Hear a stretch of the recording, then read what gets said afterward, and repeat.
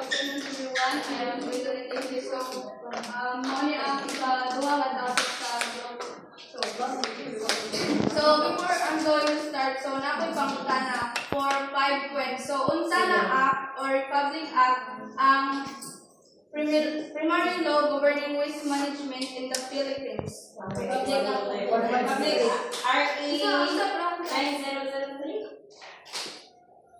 Unsa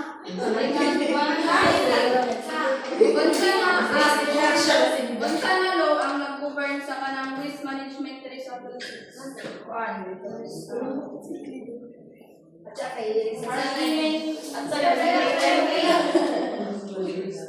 Public Act 1163. 1163. Wala. Waste management. 9003. Public Act. Yes. Sakto. 9003. So, our Public Act 9003. Oh.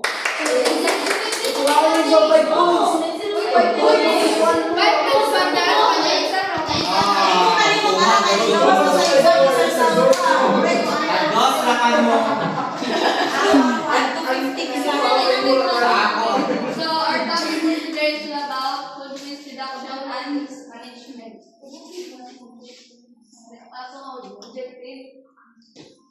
So, introduction. So, please read everyone. Every year, about 1/3 of the world's food is lost or wasted.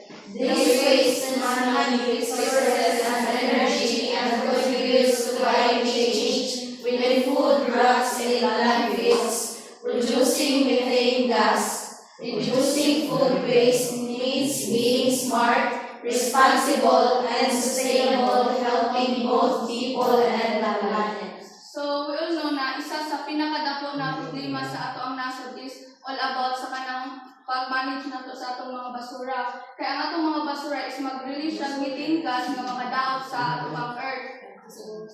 So, ang pag-reduce nato sa food waste management is isa sa kanang bagsig na atong buhaton. Kaya dili lang masib ang atong kaugalingon, masib sad nato ang planet nato. For future generations. So, this is the food recovery. Baliktad lagi. So from kanang pinaka-una or kanang necessary na to buhaton hangtod sa pinaka-una. So please read everyone from the prevent, Reduce, reuse, recycle, recover, dispose.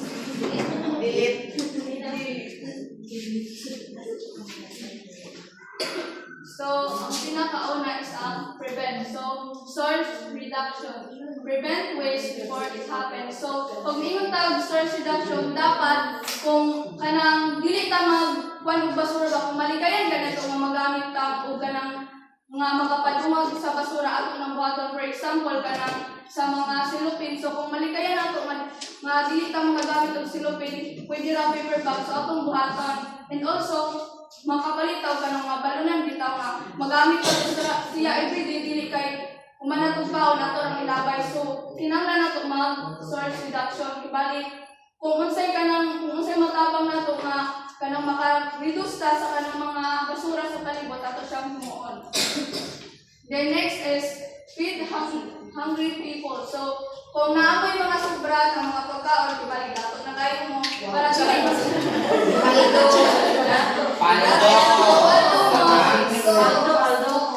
kung sobra yung kwarta, sobra yung mga pagkaon, siyempre mga panos naman na. So, kung naamoy ka ng kuan, I-donate. o i-donate, dili kung magsuko-suko. Bahal ka lang i-donate ka ng heart chicken. Oo, kanang gikan dito sa heart. Yes. Next is animals. So, use food we crop as a rural beast. So, diba, sa inyong mga balay, pag kanang manguan mo mga gulay na yung mga pinagpatan ninyo or kanang pinanitan, so makaon na sa mga animals, pwede na ninyo siya ibuan, basta kuwan siya makaon. Ayaw ko na makahilo. Next is industrial uses. Convert waste into energy or biogas. So pag mayroon tao kaning industrial uses ang kaning mga waste bitaw sa pabrika is i-convert niya sa energy. Pinagi sa anaerobic digestion. Pag mayroon tag anaerobic digestion is isa siya ka-process na ang kanang waste bitaw is i-digest siya sa kaning mga kanang microorganism. Tapos ang iyang mga katulad process mag-produce siya og biogas. Kasi ang biogas is mahimo siya nga makaproduce og electricity o kanang mga oil ito nga pangluto sa kanang oil siya and kanang oil nga kanang gamiton nato bitaw sa kanang nakasulod sa kanang pangluto bitaw. Kanang gasol.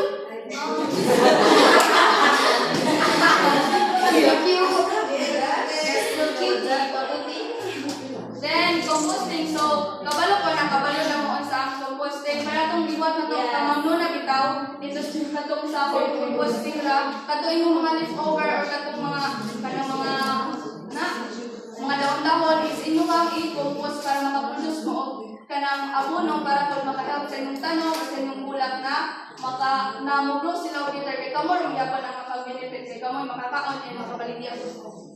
Then, the last one is landfill and restoration. Last resort, produce within gas. So, mali akong ingon na pag ang atong mga basura is natipon na dito sa dump site, mag-release siya og methane gas na makadaot sa atong planet. And also, pag ang mga tao maapektuhan, magkasakit sa ta. So, mga site, pinakalas. Kung wala na kayo mabukas, wala na sa mga plastic, kung hindi na nato kaya nga ikuan sa itong balay, so ato nang ilabay. So, wala na may pangutanan kasi na kuan. So, let's proceed sa strategies for household. So, kanita is, mo ni atong mga strategy na atong buhaton para ma-reduce or malikaya na ito ang mga sagot sa itong panimalay. Kaya di ba sa panimalay magsugod ang kanang ato ang mga pamatasan na dapat na ito mautrohon, pinagi sa kaning atong utrohon para pag-abot sa community or sa eskwelahan is makwanta, di na ito madala ang mga pamilya na kuwan kaya sa basura. Kung sa inyong balay pinanggaan, dili kabalo mo kuwan sa inyong basura, samot na sa inyong community or samot na sa eskwelahan. So, mga ang pinakauna na ito. So, small actions make a big difference. So, gamay lang na action is makatabang na siya para masave na ito ang planet. So, first is stop smart. Plant meals and buy only what's needed. So, dili ta magkina ko. Kung unsaray kaya na ito nga kanon, sa dagang tagwarta, maura na ito kariton. Kaya para dili siya makanos or dili siya makanlong sa basurahan. Next is understand the levels used by or safety kung para asa siya para dili siya makanlong sa basurahan kaya dili man siya ipalit, dili man siya bagay ani. Then, this before. So, atong tanawon kung kano siya ma-expire. Para magamit ito nato siya ang bugay di kay pag mong palit, pag tanaw mo expire na. So, imo na lang ilabay. So, makakit siya ang basura. Then, store food properly. Use HIPPO, first in or first out. So, dapat imo siya kanang i-store sa kanang kuan nga lugar. Hinlo and kung unsay una nimong gibutang mao kung una nga kuwaon. Then get creative. So pare atong sa focus mo to example sa get creative. Na kay mga leftover or mga kanang di ka mo mga gamit o di na makaon is mo siya mo compost para mo abono. Then freeze food. So kabalo ko na sa inyo is may mga kanang refrigerator. So para dili siya dali madaot ano lang i-freeze. Then donate extra. So wala ni kay na kung sobra ka o nag-surplus imong food, imo siyang i-donate whether sa kanang mga bata nga nasa kusada or sa kanang mga nanginahanglan. Then compost. Marami siya. So mag-compost ka para imo nimo og kanang fertilizer sa imong garden and also pwede siya nimo ibaligya sa kanang mga farmers or sa kanang mga hilig magtanom.